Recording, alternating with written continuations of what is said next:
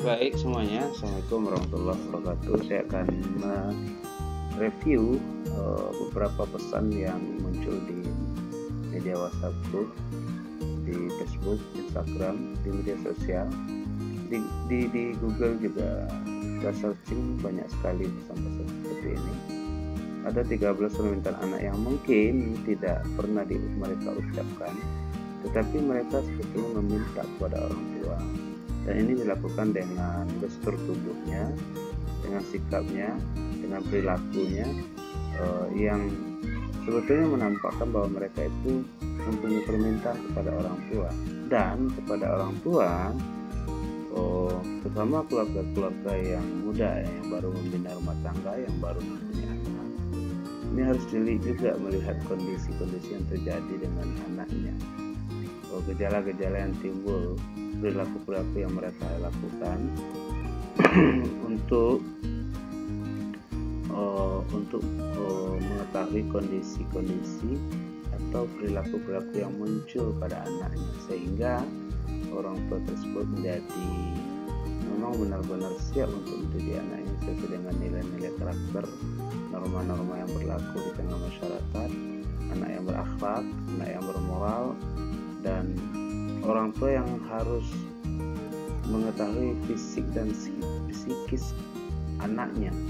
Jadi tidak hanya urusan makan dan minum, tetapi juga urusan batinnya.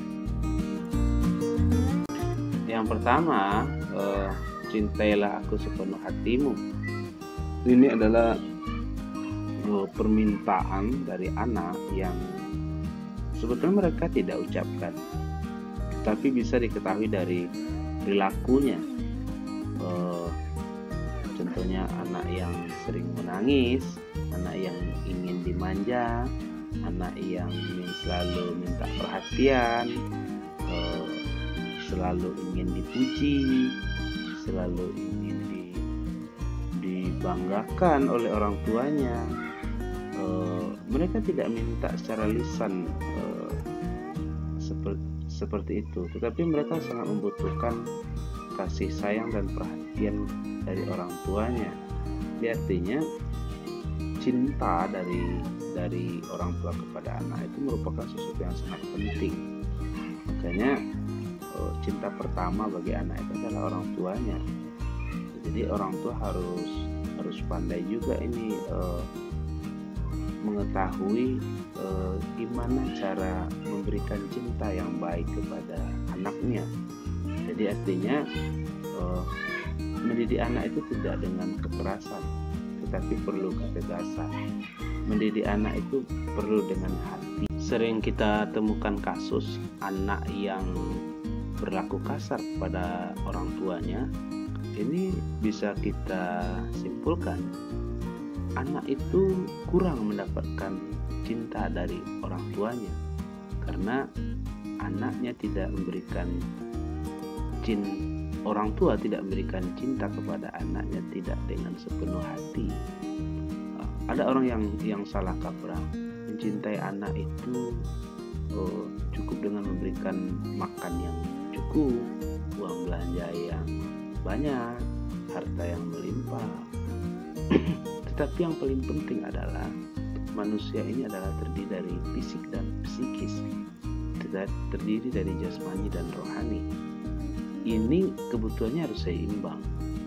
Mencintai anak itu adalah salah satu kebutuhan rohani yang harus dimiliki, yang harus didapatkan oleh anak.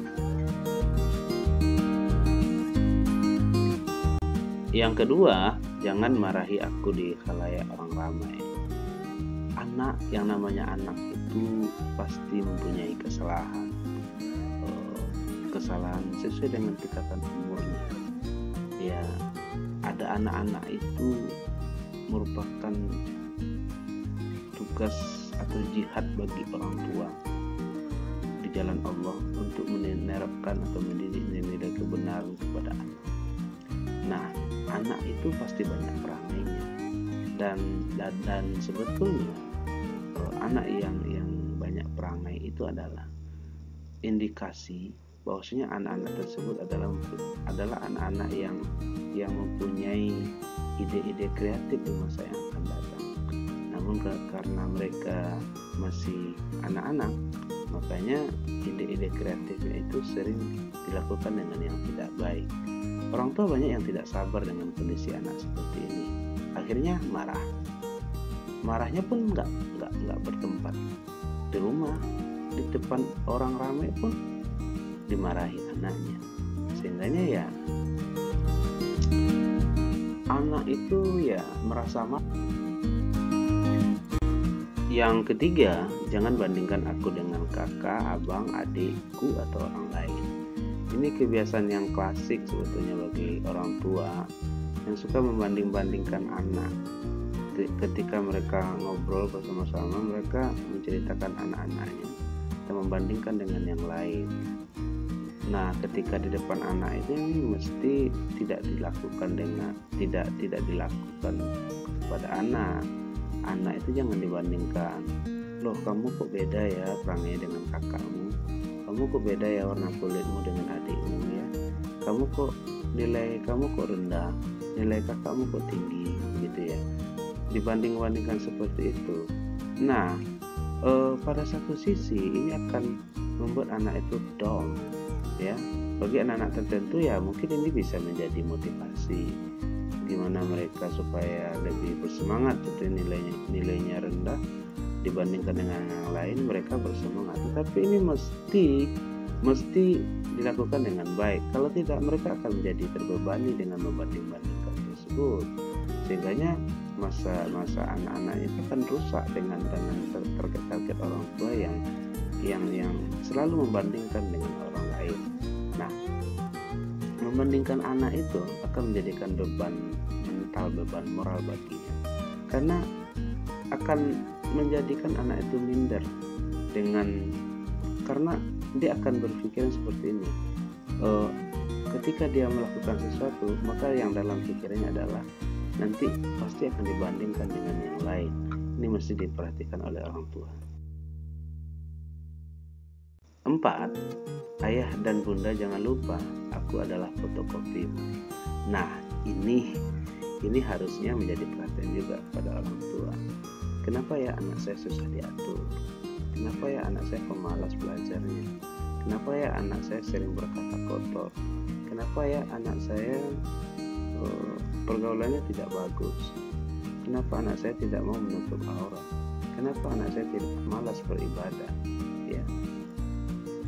Ingat pada teman-teman semuanya yang menjadi orang tua, bahwasanya anak yang kita punya, yang dimanakan Allah kepada kita, semuanya itu adalah fotokopi dari orang tua.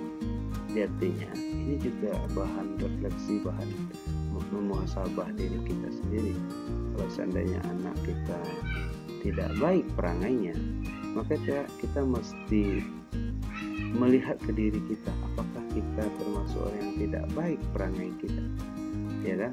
Makanya dalam Islam itu kalau anak yang diberi rezeki dengan yang tidak halal, maka tentunya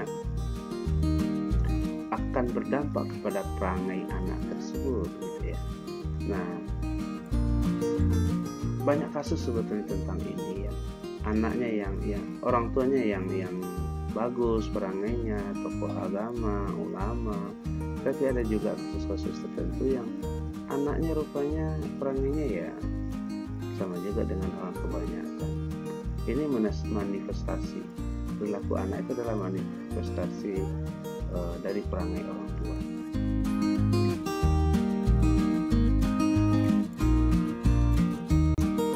Yang kelima adalah kian hari umurku kian bertambah, maka jangan selalu anggap aku anak kecil. Ada beberapa orang tua yang masih beranggapan bahwasanya anak yang dia kenali itu adalah, walaupun anaknya sudah dewasa, maka dalam anggapannya anak tersebut adalah anak yang harus mengikuti apa yang diucapkannya, anak yang masih lugu, yang masih berumur 5 tahun, dan semuanya harus mengikuti menurut apa yang dikatakan oleh orang tua. Nah, anak semakin bertambah umurnya, semakin dewasa dia, maka mempunyai pola pikir tersendiri. Orang tua harus tahu diri juga ini. bahwasanya anak yang dia miliki, yang dihadapinya itu bukanlah anak kemarin sore, bukanlah masih kanak-kanak, tetapi sudah dewasa, yang punya pengetahuan, yang mempunyai wawasan, pemikiran tersendiri, dan pemikiran, wawasan, dan pengetahuan mereka itu juga ingin dihargai, ya kan? Nah, ini semuanya seni dalam mendidik anak. Orang tua harus mampu dalam mengetahui, ya kan? Kalau anaknya masih SD, berarti pola interaksi dengan anak itu ya sesuai dengan umurnya. Ketika masih SMP, sudah remaja, mereka ingin diakui keberadaannya. Ketika SMA dan perguruan tinggi, mereka ingin diakui pendapatnya, pola pikirnya, sehingganya menjadi memang benar-benar dihargai apa yang dimilikinya, apa yang diketahuinya, apa yang didapatkan. Yang keenam, biarkan aku mencoba lalu beritahu aku apabila salah.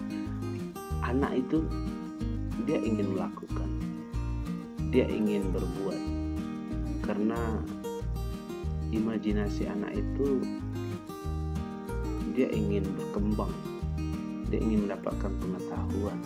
Maka berikan kebebasan bagi anak untuk mencoba apa yang diketahui, apa yang diinginkannya. Orang tua seperti rambu lalu lintas. Kalau ini salah, ingatkan.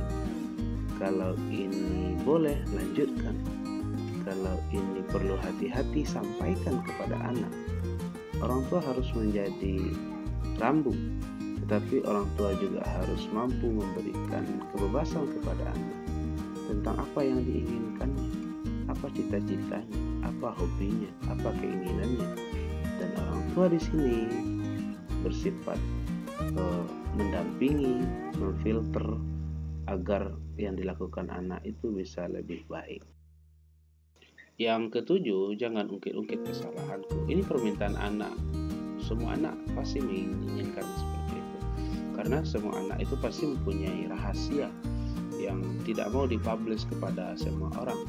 Orang tuanya jangan ember juga, jangan semuanya diceritain tentang anak kepada semua orang, karena ada beberapa anak tertentu dia tidak mau rahasianya disampaikan oleh orang tua. Nah, orang-orang tua tertentu kadang dia bangga menceritakan anaknya kepada orang lain tanpa disadari di antara cerita-cerita tersebut rupanya ada rahasia-rahasia anak yang anak sendiri itu tidak mau disampaikan, tidak mau diceritakan, dan mereka meminta jangan diungkit-ungkit kesalahanku. Orang tua harus maaf juga dalam hal ini, karena anak itu pasti mempunyai kesalahan. Orang tua harus wajib memaafkan kesalahan-kesalahan yang pernah dibuat sebelumnya. Jangan diungkit-ungkit kesalahan yang pernah diperbuatnya. Kalau ini dilakukan, saudara-saudara semuanya, teman-teman semuanya, berarti kita sudah mengajarkan kepada anak bagaimana anak itu mempunyai atau memiliki dendam kepada siapapun. Karena nantinya apa yang disimpan itu disampaikan lagi, dan ini pastinya akan menjadi dendam. Yang kedelapan, aku adalah ladang pahala bagimu. Bagi orang tua harus kita pahami bahwasanya mendidik anak, membesarkan anak itu adalah ladang pahala yang paling besar bagi orang tua. Imbalannya surga kalau kita dilakukan dengan ikhlas. Makanya lakukanlah dalam mendidik anak, menafkahi anak, membesarkan anak, lakukan dengan ikhlas. Jangan ini karena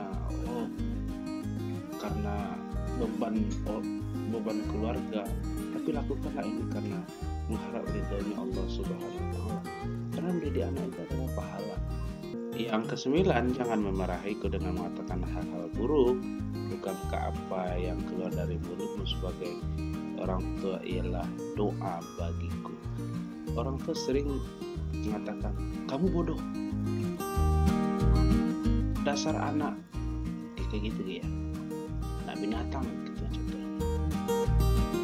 Mulut dari orang tua itu merupakan doa bagi anaknya. Makanya kalau ada orang tua mengatakan anaknya bodoh, berarti secara langsung orang tua itu sudah mendoakan anaknya menjadi anak yang bodoh.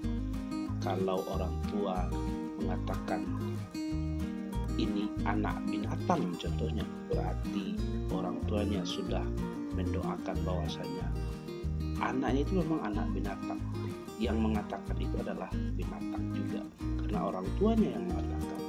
Makanya sampaikanlah dengan marah itu ya dengan kalimat-kalimat yang baik, dengan kalimat-kalimat thayyibah, sehingganya tidak memberikan penilaian yang buruk kepada anaknya. Yang ke-10, jangan melarang pun hanya dengan mengatakan jangan, tetapi berilah penjelasan kenapa aku tidak boleh melakukan sesuatu. Di sini artinya orang tua itu harus menjadi suri tauladan bagi anak. Orang tua itu harus mencontohkan. Kalau memang dilarang anak itu jangan keluar malam, berarti orang tuanya sendiri yang harus jangan suka keluar malam. Kalau memang anaknya dilarang untuk berjudi, maka orang tuanya itu memang jangan berjudi. Kalau anaknya dilarang untuk berpacaran, maka orang tuanya jangan berpacaran. Makanya dalam Islam itu ya, mendidik anak itu tidak hanya ketika anak itu lahir, tapi mendidik anak itu di. Yang ke-11, tolong ayah ibu jangan rusak mentalku dan pemikiranku dengan selalu kau bentak-bentak aku setiap hari. Ya, ini berkaitan dengan marah ya. Anak itu tidak harus dibentak kalau dimarahi. Ada orang-orang tertentu, orang-orang tua tertentu yang dalam mendidik anaknya itu dengan lembut, walaupun lembutnya itu marah juga gitu ya, ya kan? Artinya anak kita itu tidak budak, tidak tuli, makanya jangan dengan suara-suara keras. Ini akan merusak mentalnya. Ada dua kemungkinan nanti. Kalau anaknya menjadi anak yang baik, maka anaknya itu cenderung akan penakut karena sering dibentak-bentak, ditakut-takutkan dengan bentakan dari orang tuanya. Kalau anaknya nanti menjadi perilaku yang tidak baik, maka dia akan membalas apa yang dilakukan oleh orang tuanya kepada orang lain. 12. Jangan menyeretku ke dalam masalahmu yang tidak ada kaitan denganku. Kau marah sama yang lain, aku imbasnya. 13. Terakhir, aku ingin kau sayangi dan cintai karena engkaulah yang ada dalam kehidupanku dan masa depanku. Nah, artinya di sini orang tua harus menumpahkan kasih dan sayang kepada anaknya karena anak itu adalah masa depan bagi orang tuanya. Terima kasih.